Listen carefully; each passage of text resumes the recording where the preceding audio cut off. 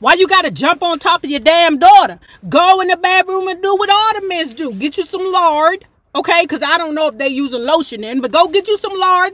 Go in the bathroom, pull out some of them girly pictures, and get busy. But I guess her pappy is too good to choke his chick.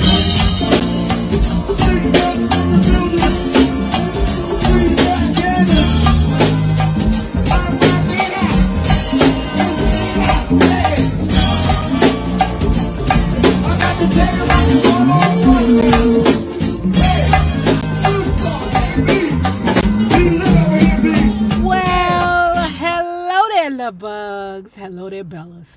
If you have not already done so, please remember to like, share to Facebook, subscribe, and visit uptopbeauty.com. I think these are the Ms. Hollywood DC shades.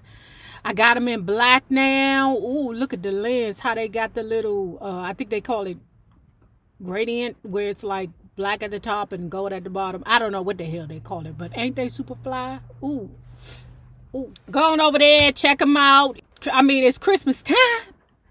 Don't your family need Christmas gifts? Go on over there to uptopbeauty.com and see what we got over there. And if you are not already a part of this book club, please hit the Patreon link below and or the join button here on the YouTube. And for a small monthly fee of $5, you babies, yes, you can be privy to all the shenanigans before the YouTube gets it, if the YouTube gets it. Now, baby, it's time.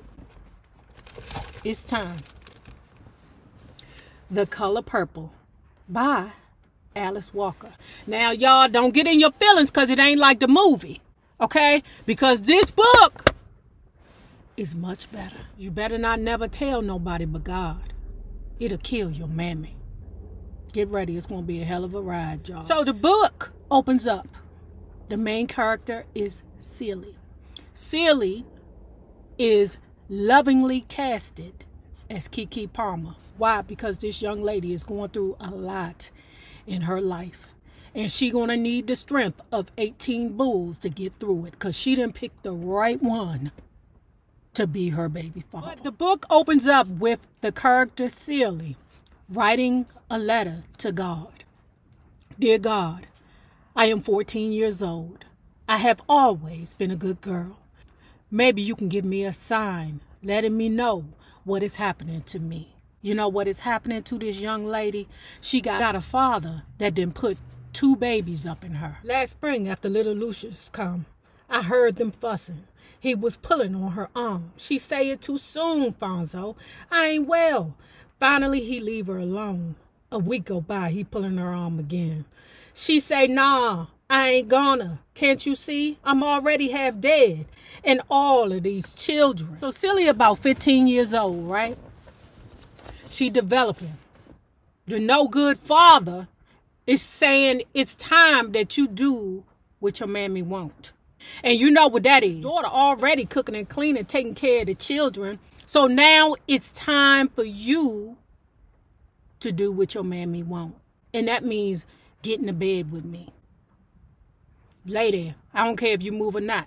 I don't know what's happening with the pappy. His hand don't work. Why you can't do what the rest of the world do? Why you got to jump on top of your damn daughter? Go in the bathroom and do what all the men do. Get you some lard. Okay, because I don't know if they using lotion in, but go get you some lard, go in the bathroom, pull out some of them girly pictures, and get busy. But I guess her pappy is too good to choke his chicken. She went to visit her sister doctor over Macon, left me to see after the others. He never had a kind word to say to me. Just say you gonna do what your mammy wouldn't. First he put his thing up against my hip and sort of wiggle it around. Then he grabbed hold of my titties. Then he pushed his thing inside of me. When it hurt, I cried. So the pappy saying to her, okay, you better get used to me coming into this room, climbing on top of you, and giving you this wiggly thing. Silly say, I'm never going to get used to this. This ain't right. You my father. I mean, is it supposed to be like this? I'm confused, Lord. But Silly is only 15 years old going through this drama with this nigga. My mama, she fuss at me and look at me. She happy because he good to her now, but too sick to last long. He might be pulling on your daughter's arm, but you good that he ain't pulling on your arm no more. Dear God, my mama dead. She died screaming and cussing. She scream at me. She cuss at me. I'm big. I can't move fast enough. Big meaning that she is pregnant. Like I said in the beginning, the pappy done put 2 babies up in this little girl. And it's funny to me that most of the men in this book, they are steady chasing a woman who gives them the drama. The mammy done told the pappy, kiss my ass. Y'all do not go no further in the book than where we are, because y'all will piss me off trying to be all, oh, do you remember this part? Don't do that, goddammit. Stay where we are. Don't ruin it for other people. My mama dead. She died screaming and cussing. So the father is holding the mother's hand while she in the bed dying. He hurt. He crying. Why you leave me here with all these children? Damn. Now I'm hunching on your daughter. But, you know, that's between us and God. And Silly is pregnant. The mama, while she's dying, is looking at Silly. Who baby is this? How you get pregnant? You're only 15 years old. Who you fucking? Silly go, it's God, baby, mama. The mother like, God, baby, what the hell? The pappy sitting right there quiet, holding the mama's hand, still crying. Oh, Lord, don't leave me. She asked about the first one, who it is. I say, God's.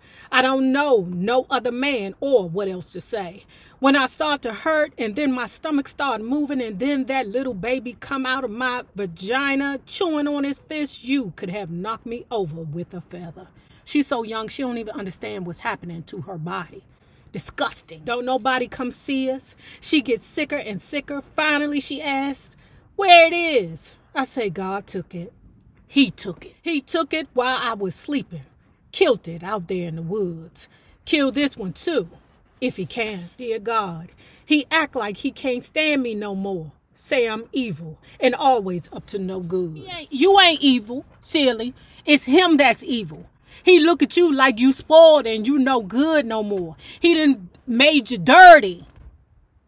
Now he done with you, baby. So you know what that means. It's time for a new little girl to hunch on. He took my other little baby, a boy this time, but I don't think he killed it. I think he sold it to a man and his wife over Monticello. I got breasts full of milk running down myself. He say, why don't you look decent? Put on something. But what I'm supposed to put on, I don't have nothing. I keep hoping he finds somebody to marry. I see him looking at my little sister. But I say, I'll take care of you with God help. Y'all, right about now, we didn't cast the father, but I'm going to cast that son of a bitch as Thick Thighs Diddy. That's who the pappy is. Thick Thighs Diddy. Dear God, he come home with the girl from Round Gray. This little girl about the same age. I don't know what was happening. There was no rules in place. I mean, goddamn. You just picking up little girls from the playground or not playground and then bringing them home. It's crazy to me to think that there was a time that fathers gave their daughters away early so that the daughter would be less of a burden to their family. What you do with the little boys? What the little boys do? Oh, you know what the little boys did.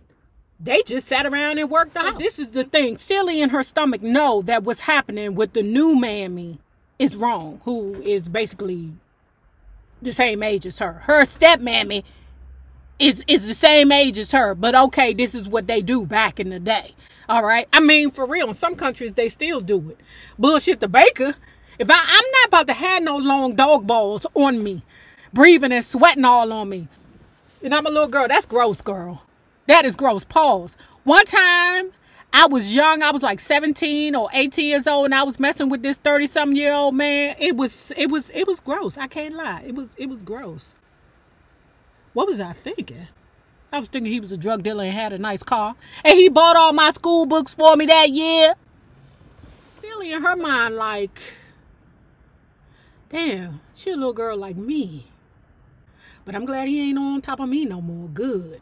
He could be all over her now. Now he on her, pulling on her arm. Good.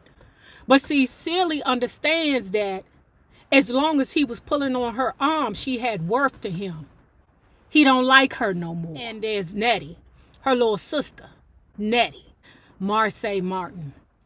Okay? I think that's a good fit. So, sorry I did that without y'all. So, she knows eventually if the pappy is not pulling on the new wife arm because she pregnant, he plugging her with kids because that's what them ninjas do. Let me plug you with a kid because I don't know how to pull out. Eventually, he's going to get around to that beautiful Nettie.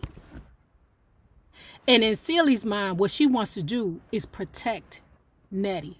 I'm not going to let him do to you what he did to me. My little sister Nettie has got a boyfriend in the same shape, almost as Paul. We chose Michael B. Jordan to be Mr. His wife died. She was killed by her boyfriend coming home from church. He got only 3 children, though. He see Nettie in church, and now every Sunday evening, here come Mister. I tell Nettie to keep at her books. It be more than a notion taking care of children ain't yours. And look what happened to Ma. I think it's tragically beautiful that Silly is 15, 16 years old, understanding the uglies of the world. She is so much of a loving person that she looks at her sister and tries to explain to her that you're so much bigger than this. You are so much bigger than being somebody's baby machine or a housekeeper or somebody to just lay on your back and allow a man to do business. No matter if it's Mr. or not. Because something that they indicated in the book that they did not indicate in the movie was that Mr. was very sought after. I think they might have made a little subtle nuance of it, but in the book, it firmly expresses that Mr. is that ninja, that women want Mr. They will kindly come in and take care of Mr. Kids because Mr. is an attractive man. And when I think back at it, oh yes, Danny Glover, when he took off his shirt and climbed on top of Silly, I was like, oh, that's a big burly man. Woo, my goodness. He beat me today because he say I winked at a boy in church. That would be Thick Thighs Diddy, i.e. Silly's pappy. He beat me today because he say I winked at a boy in church. I may have got something in my eye, but I didn't wink. I don't even look at men. That's the truth. I look at women, though, because I'm not scared of them. Maybe because my mama cussed me, you think I kept mad at her. But I ain't. I felt sorry for mama, trying to believe his story. They killed her. Sometimes he still be looking at Nettie. Now, Silly trying to protect her sister. She trying to hurry up and get Nettie out of the house for her own pappy started hunching on her. Look, don't have no babies by your pappy like I did. Maybe you ought to think about getting with Mr. I say marry him, Nettie, and try to have one good year out of your life. After that, I know she be big. Enjoy Mr. romanticizing you. Enjoy that. If he that nigga. Because we know he was vicious to Silly. But we don't know how he would have been to Nettie. Get with Mr. You know Mr. is courting you. He really like you. He's into you. So enjoy your time with him before he get you pregnant, girl. Silly done had 2 kids. She can't have no more babies because she don't have a period no more. Who knows why? I don't know. Maybe because, I don't know. They didn't break it down as to why she is not having a period no more, but she can't have no more babies. And I know Silly in her mind, like, you know, I'm not happy at the fact that he done took my 2 babies, but goddamn, maybe I might find love one day. Well, not really, because we know Silly is a lesbian in the making. Mr. finally come right out and ask for Nettie hand in marriage. You know that father like, no. Why would I give my beautiful daughter to you when I haven't did anything to her yet? No, you can wait. You can wait. Mr. like, I treat her good. I be real nice to her. I don't care. I haven't spoiled her yet. You might can look at the other one. Mr. finally come right out and ask for Nettie hand in marriage, but he won't let her go. He say she too young, no experience. Say, Mr. got too many children already. Ain't this a beach? Ain't the father, thick thighs Diddy, the pappy, okay? He think he is better than Mr. because Mr.'s baby mama, ex-wife, got shot by her boyfriend running out of church. But Ninja, didn't you impregnate your daughter? But for some reason, the pappy, thick thighs Diddy, think he better than Mr. He say to Mr. I don't want my daughter all enthralled in that scandal. Didn't your wife die? Didn't her boyfriend kill her? You're not about to have my Nettie mixed up in that. What? And what about all this stuff he hear about Suge Avery? What about that? I asked our new mammy about Suge Avery. What it is, I asked. She don't know, but she say she gonna find out. Oh, she found out. She more than found out. She one of your Judies, all right? I know that's right. When you and your mammy can be Judies, not only did she find out about what was happening with Suge Avery, but she found a picture of Suge Avery. Because when Mr. was there, he accidentally dropped a picture of Suge. I don't know. He carries Suge picture around like it's the Bible or something, okay? I mean, hoping and wishing and praying. But the new mammy, the step mammy, that's also her Judy, has said, come here, girl, look. We got a picture of Suge Avery. Silly looking at the picture. God damn, that's Suge? Woo! She get a picture. The first one of a real person I ever seen. She say Mr. was taking something out of his billfold to show Paul and it fell out and slid under the table. Suge Avery was a woman, the most beautiful woman I ever saw. She more pretty than my mama. She about 10,000 times more prettier than me. She grinning with her foot up on somebody's motor car. Her eyes serious though. Said something. I asked her to give me the picture. And all night long, I stare at it. And now when I dream of Suge Avery. What I say? Oh, she's a super lesbian in the making. Dear God, I asked him to take me instead of Nettie while I knew Mammy's sick. We knew that was coming. Oh,